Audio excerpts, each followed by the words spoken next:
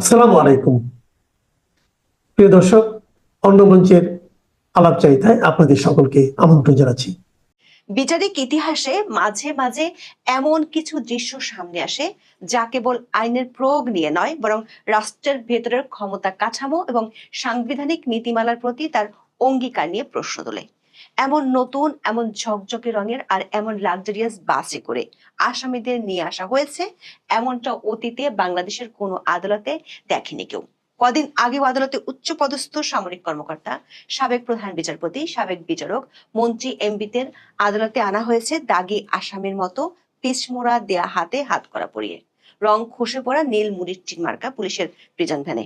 সেখানে 22 অক্টোবর 15 সেনা কর্মকর্তাকে একযোগে সিভিল আদালতে হাজির করা হলো জেল কর্তৃপক্ষের লাক্সারিয়াস বাসে করে। তাদের হাতে ছিল না কোনো হাত করা। সরকার ও সেনাবাহিনীর মধ্যকার আলোচনা অনুযায়ী আদালতে হাজিরা দেওয়ার পর এই 15 সেনা কর্মকর্তাকে পাঠিয়ে দেওয়া হয়েছে সেনা সদরের ভেতরে থাকা বিশেষ কারাগারে। এর অর্থ হলো বিচার শেষ না হওয়া পর্যন্ত তারা সেনা হেফাজতেই থাকবেন। অথচ ওয়ারেন্ট অফ প্রেসিডেন্স অনুযায়ী রাষ্ট্রীয় গুরুত্বপূর্ণ পদে থাকা অনেক ব্যক্তিকে সাধারণ কারাগারে রাখা হয়েছে। ফলে প্রশ্ন উঠেছে, বাংলাদেশের সংবিধান কি আটককৃত নাগরিকদের পদমর্যাদা, অতীত প্রভাব বা মামলার গুরুত্বের ভিত্তিতে ভিন্ন ভিন্ন আচরণ করার অনুমতি দেয়?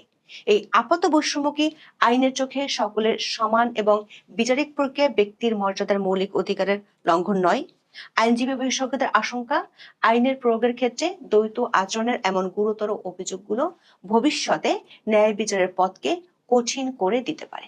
বিস্তারিত জানতে চলুন যাওয়া যাক বিশ্লেষণে।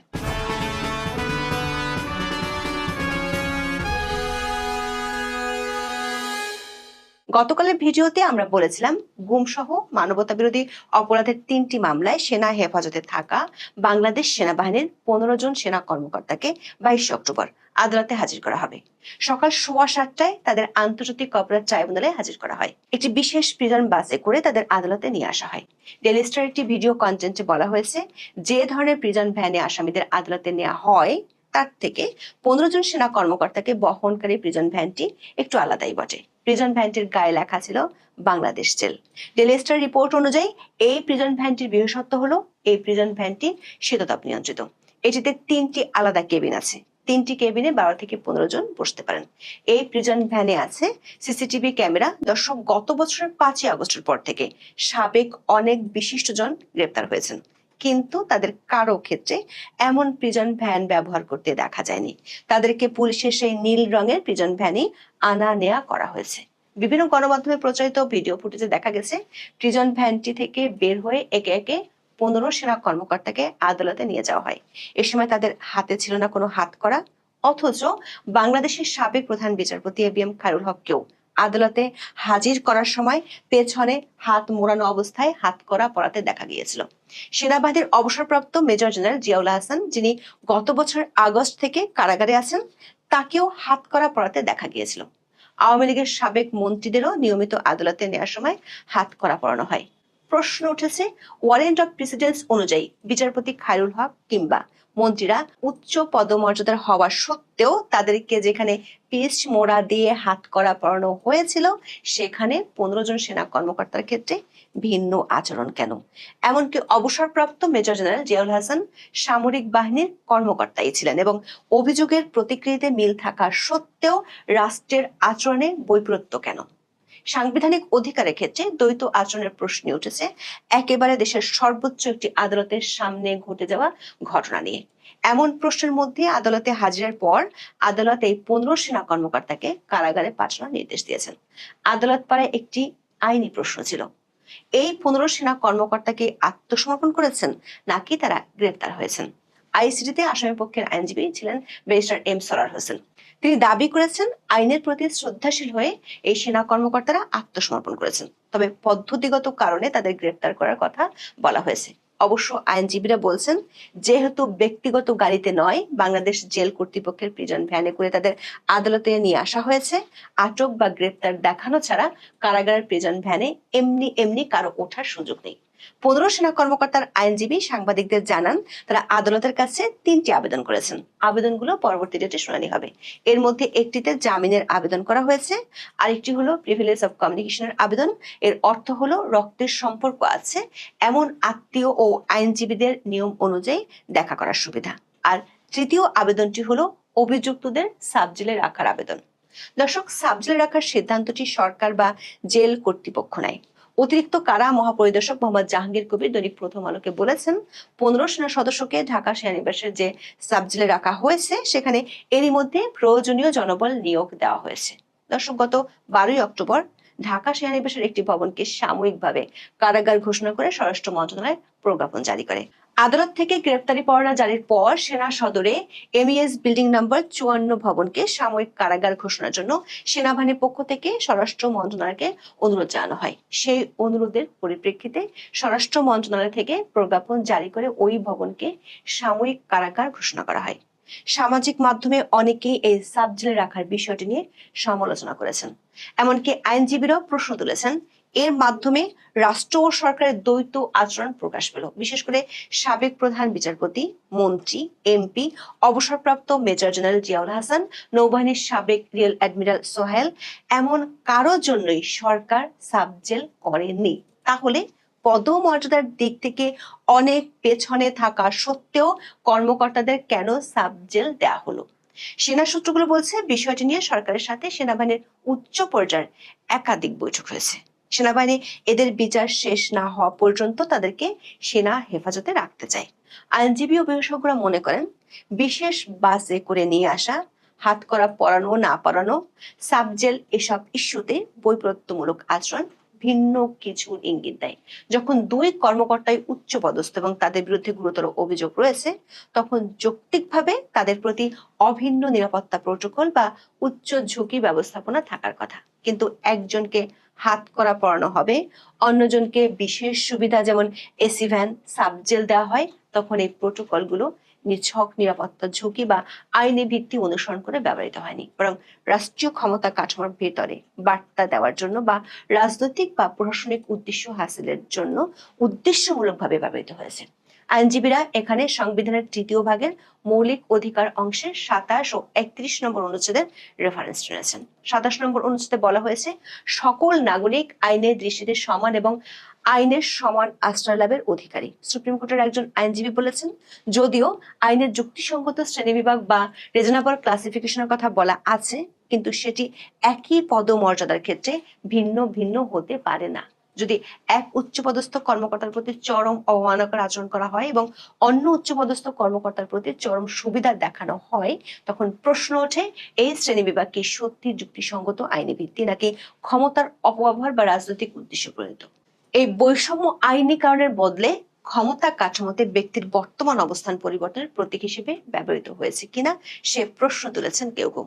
দর্শক, সরকার ও প্রশাসনের এমন দ্বৈত আচরণের মধ্যে আরো একটি গুরুতর অভিযোগ করেছেন কেউ কেউ। Human rights activist Khandakar Rakib এক ফেসবুক পোস্টে লিখেছেন, গুম কমিশনের রিপোর্টে যাদের অভিযুক্ত করা হয়েছে তাদের মধ্যে যাদের সেনা হেফাজতে নেওয়া হয়েছে তাদের একটি অংশ ব্যক্তিগতভাবে নতুন করে কাউকে গুম করেনি বা বিচার বহির্ভূত হত্যার সঙ্গে যুক্ত ছিল না।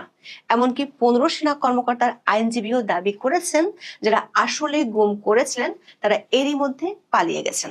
যে 15 সেনা কর্মকর্তাকে হেফাজতে নেওয়া হয়েছে তাদের মধ্যে কেউ কেউ যদি পরে নির্দোষ প্রমাণিত হন, তখন সেটি নিয়ে আরেকটি আইনগত জটিলতা দেখা দিতে পারে, কারণ আইসিটি অ্যাক্ট সংশোধন করে ইতিমধ্যে তাদের বিরুদ্ধে চাকরিচ্যুতির মতো গুরুতর শাস্তিমূলক ব্যবস্থা নেওয়া হয়েছে। রাষ্ট্র হিসেবে বাংলাদেশের সবচেয়ে সংগঠিত শক্তি সেনাবাহিনী এখন প্রশ্নের মুখে।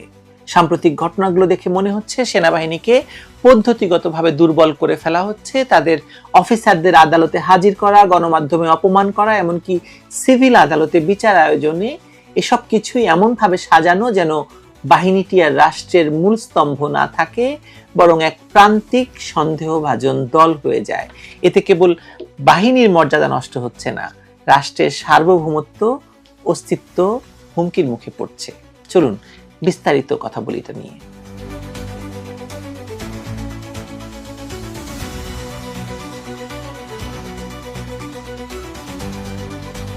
এই ঘটনা হঠাৎ করে ঘটে যায়নি। ধাপে ধাপে সবকিছু তৈরি হয়েছে। আগে পুলিশকে অকার্যকর করা হলো, তারপর অন্যান্য সশস্ত্র বাহিনীর উপর নানা অজুহাতে চাপ বাড়ানো হলো। এখন এসেছে সেনাবাহিনীর পালা। একসাথে সবকিছু করা সম্ভব নয়, তাই এটা করা হচ্ছে ধীর গতিতে, যেন মানুষ অভ্যস্ত হয়ে যায়। মাঝে মাঝে সরকার বা ইউনূসের পক্ষ থেকে আশ্বাস দেওয়া হয় আর গ্রেপ্তার হবে না, পরিস্থিতি স্বাভাবিক থাকবে। কিন্তু এই আশ্বাস কাগজের মতো ভঙ্গুর। কয়েকদিন শান্তি, তারপর আবার নতুন অভিযোগ, নতুন গ্রেপ্তার, নতুন নাটক। এতে সেনাবাহিনীর ভেতরে ভয়, সন্দেহ, অস্থিরতা তৈরি হয়েছে। এই অস্থিরতাই হয়তো তাদের চাওয়া। ফেব্রুয়ারিতে নির্বাচন হবে না, এটা এখন গোপন কিছু নয়, সবাই জানে। কিন্তু সেটা ঠেকাতে যে নাটক চলছে, তার প্রথম দৃশ্য শুরু হয়েছে সেনাবাহিনীকে ঘিরে। একদিকে কর্মকর্তাদের গ্রেপ্তার, অন্যদিকে দ্রুত বিচার এবং শাস্তির আয়োজন। এতে একটা বিশৃঙ্খল পরিবেশ তৈরি হয়েছে। পরে বলা যাবে নির্বাচন করার মতো পরিস্থিতি নেই, এটাই উদ্দেশ্য। এভাবেই দেশের রাজনৈতিক কাঠামো ভেঙে দিয়ে একটি নতুন বাস্তবতা তৈরি করা হচ্ছে, যেখানে সেনাবাহিনী ভীত, দুর্বল, আর দেশের নিয়ন্ত্রণ অন্য কারো হাতে। এই অন্য কেউ কারা তা নিয়ে এখনো অনেকে মুখ খুলতে ভয় পান, কিন্তু ইঙ্গিত দিয়ে দেন। গত কয়েক মাসে পাকিস্তানের উচ্চপদস্থ সামরিক কর্মকর্তারা একের পর এক বাংলাদেশে এসেছেন। তাদের মধ্যে আইএসআই সদস্যরাও রয়েছে। স্বাধীনতার পর পাকিস্তান সেনাবাহিনীর এমন সফর আগে কখনো হয়নি, এমনকি বিএনপি জামায়াত সরকারের আমলেও নয়। তারা এসেছে, দেখা করেছে ইউনূসের সঙ্গে, দেখা করেছে সেনা প্রধানের সঙ্গে। এসব বৈঠকের বিষয়বস্তু কেউ জানে না, কিন্তু এত কিছুর মধ্যে একটা প্রশ্ন আসলে উল্লেখ করতেই হয়। বাংলাদেশ কি আবার এমন এক চক্রে ঢুকে পড়ছে, যেখানে দেশের সেনাবাহিনীকে ভেঙে দিয়ে রাষ্ট্রের নিয়ন্ত্রণ জঙ্গিবাদী শক্তির হাতে তুলে দেওয়া হবে? ইতিহাসে এর আগে কি এমন হয়েছে কোথাও? আমরা আফগানিস্তানের কথা জানি, সিরিয়া বা ইরাকের কথা মনে করি। সেখানে বিদেশি শক্তি যুদ্ধ শেষে ক্ষমতা দিয়েছে এমন এক গোষ্ঠীর হাতে যারা জঙ্গিবাদের প্রতীক। তাদের প্রথম টার্গেট ছিল সেনাবাহিনী। একবার সেই বাহিনী ভেঙে গেলে পুরো দেশে তাদের দখলে চলে গেছে বা চলে যায়।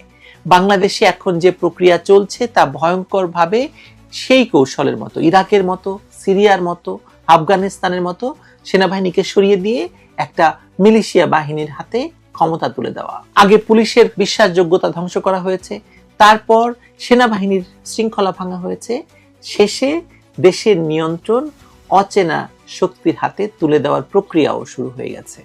একটি বাহিনীর শক্তি তার অস্ত্রে নয়, তার শৃঙ্খলায়। আজ সেই শৃঙ্খলার উপর হাত দেওয়া হয়েছে।